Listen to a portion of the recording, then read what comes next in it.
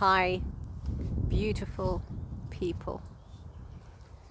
I wish you all a joy-filled day, no matter where you are on this beautiful planet. May your day be aligned with grace and ease, with a smoothness and a joy to your step. May you be intentional about the way you live. May you honor your beautiful life and the life of those that are around you. Dear friend, hello, walnut tree. Be blessed, my friend. Be blessed. I love you. I love you. I love you.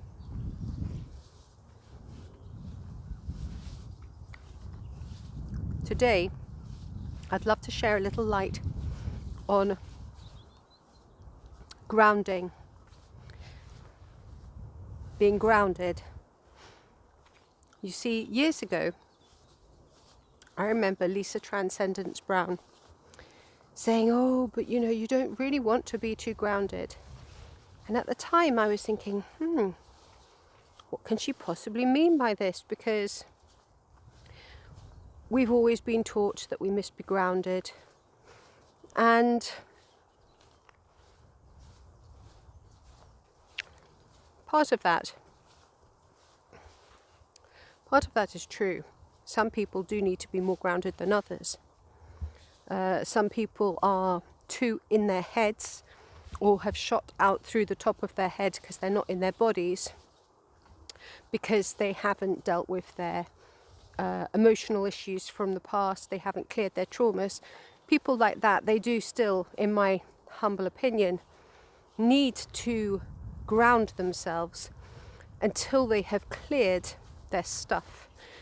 When you have cleared your stuff and when you have returned to purity and innocence and are able to be present from a place of love and joy, then I feel that it's good to explore, because why would you want to stay grounded when you know that you can actually walk above the earth? Gravity exists because we all believe it exists. Our consciousness as a collective all believe that this is how it is.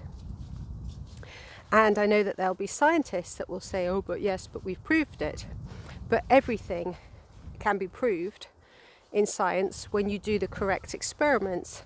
Now, we all know in quantum physics, there has to be an observer for there to be any movement.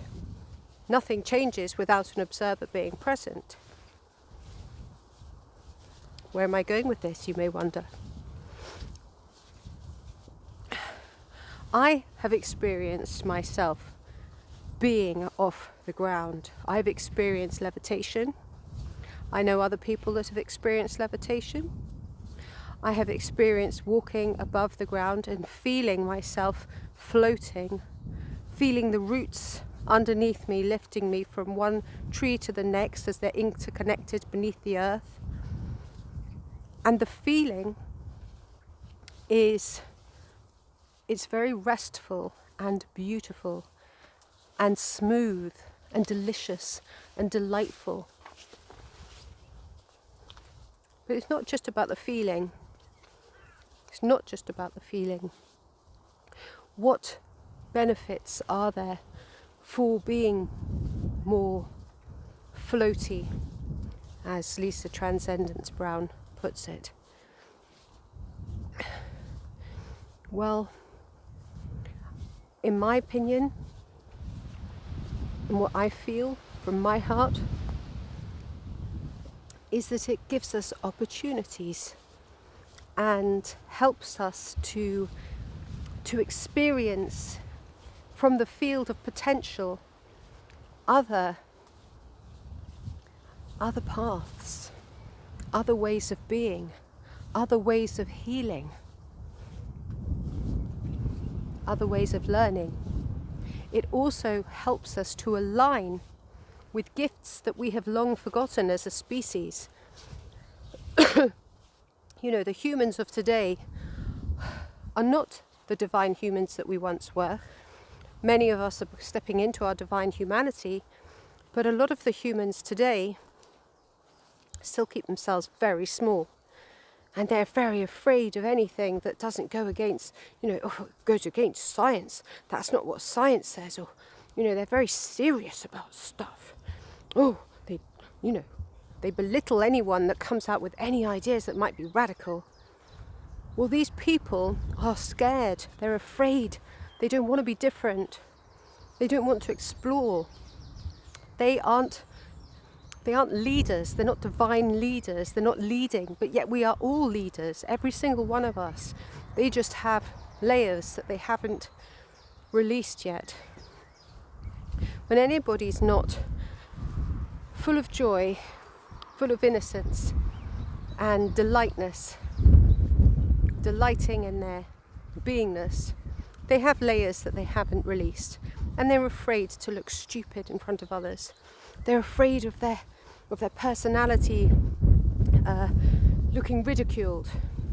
And in innocence, you don't care about stuff like that. You don't worry about things like that. There is a lightness. There is a lightness, and there is a way to experience living joyfully, happily, floating around, not needing to be grounded, not needing to have your roots deep down into the earth. Our bodies are of the earth, but our consciousness is not of the earth. We've lived multiple lives. We will continue to live multiple lives. We have many different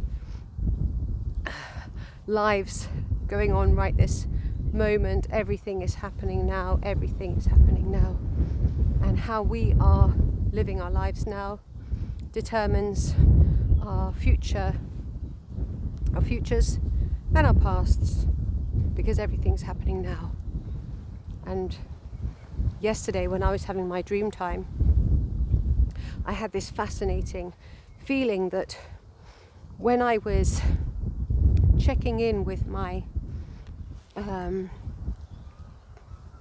in my spaceship, and I was looking at the screens, and the screens, as you move them around to see different perspectives, different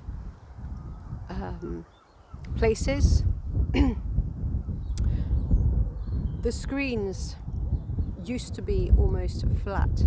Didn't mean that what was on the screens was flat, but now I could actually feel around. So it was like sculptures, living sculptures, and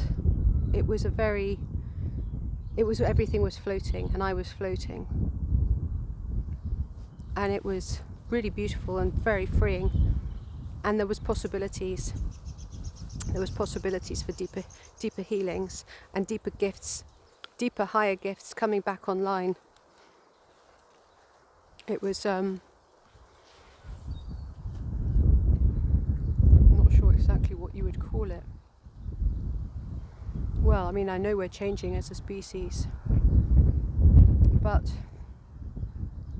even in the ancient drawings, you don't. I suppose angels. You see the angels floating around.